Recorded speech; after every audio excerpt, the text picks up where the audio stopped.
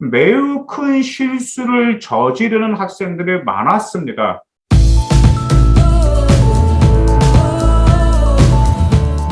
안녕하세요. 망뚜입니다. 이제 오늘은 여러분들 6월 모평 그 결과를 보셨고, 또한 이제 수능 최저를 맞출 수 있을지 없을지, 그다음 우리 정시파 학생들 지금 현재 많은 노력을 하고 계시죠. 근데 6월 모평 이후에 매년 이런 실수가 있어가지고 수능이 폭망했던 선배님들이 계셨기 때문에 그 점에 대해서 좀 높아심이 들어서 이렇게 방송을 찾아뵙게 되었습니다.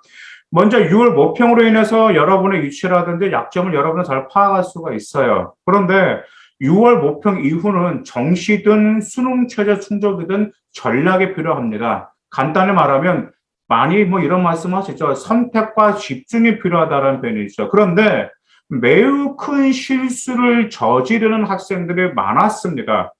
자, 먼저 6월 모평의 재수생들이 모두 100% 응시하는 건 아니에요. 한 대략 40에서 50%는 응시하거든요. 근데 제가 쭉 봤는데 6월 달에 모평을 응시하는 재수생들은 일단 자기 실력이 어느 정도인지, 자기 위치가 어느 정도인지 확인하기 위해서 응시를 하는 건데, 이미 수능에 자신 있고 자기가 확실히 위치를 확실히 뭐 자신 있는 학생들은 6월 모평이 안 나오고 수능 날 그때 정말 나옵니다. 그 학생들을 수능 끝판왕들이라고 하죠. 근데 그때 나와요.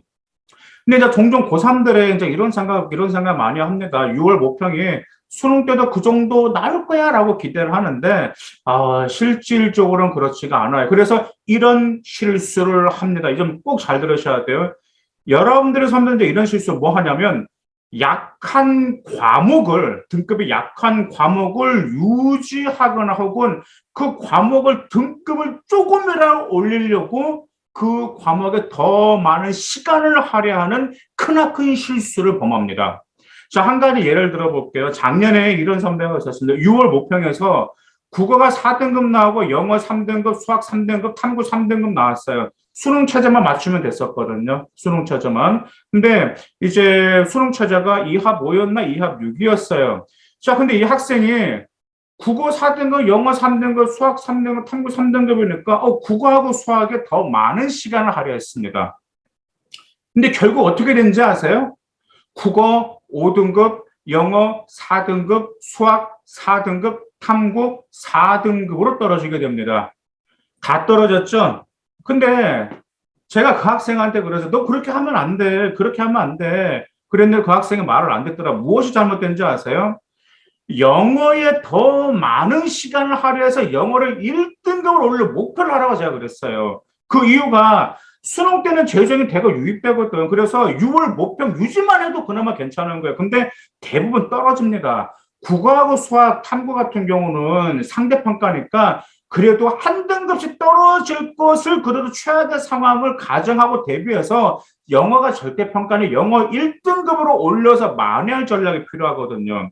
만약에 이 학생이 영어를 1등급으로 올렸다고 하면 2합 5, 2합 6 수능 최저는 충족을 시킬 수가 있었어요. 그런데 이 학생은 어떻게 한지 아세요? 이 학생이 6월 달까지는 국어, 영어, 수학을 공부를 하다가 6월 이후에 영어 학원을 끊었습니다. 그래서 국어하고 수학만 열심히 하고 영어를 자기 혼자서 하겠다라는 전략으로 나오게 됐어요. 혼자서 하겠다라는 전략은 혼자서 할 수가 있을까요? 없어요. 그만큼 영어에 대한 공부 비중이 줄어들 수밖에 없습니다. 그러다 보니까 그 결과가 어떻게 되는 거죠? 네, 영어도 놓치게 되었고 또한 뭣도 놓치게 됐어요? 국어 다른 과목과 다 놓쳐버렸어요.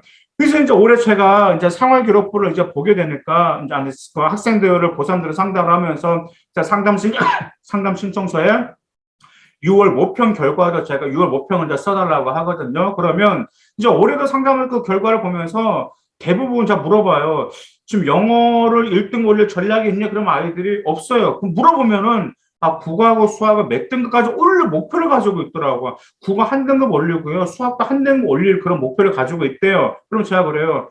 야, 너 그거 힘드니까 오히려 영어를 1등급 올려라. 그다음 영어 공부 비중을 절대 줄이면 안 된다라고 제가 항상 그렇게 말을 하고 있습니다. 아마 지금 여러분들도 6월 모평 결과를 보면서 아마 영어를 좀 약간 등한시하고 다른 과목에 집중하는 전략으로 나오는 경우가 종종 있는 학생들이 있기 때문에 이런 식으로 말씀드린 겁니다.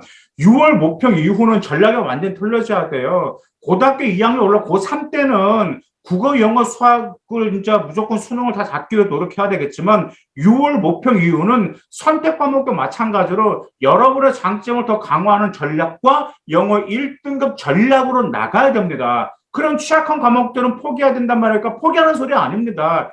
6월 모평과 9월 모평, 9월 모평 성적, 9월 모평, 또 9월 모평 성적표를 보면 문학마다 ABC가 있어요. 그러면 최소 문학마다 ABC가 있는 것은 그래도 다 맞으려고 노력을 해야 돼. 왜? 그 문항 틀리면 등급폭이 클 수가 있기 때문이에요.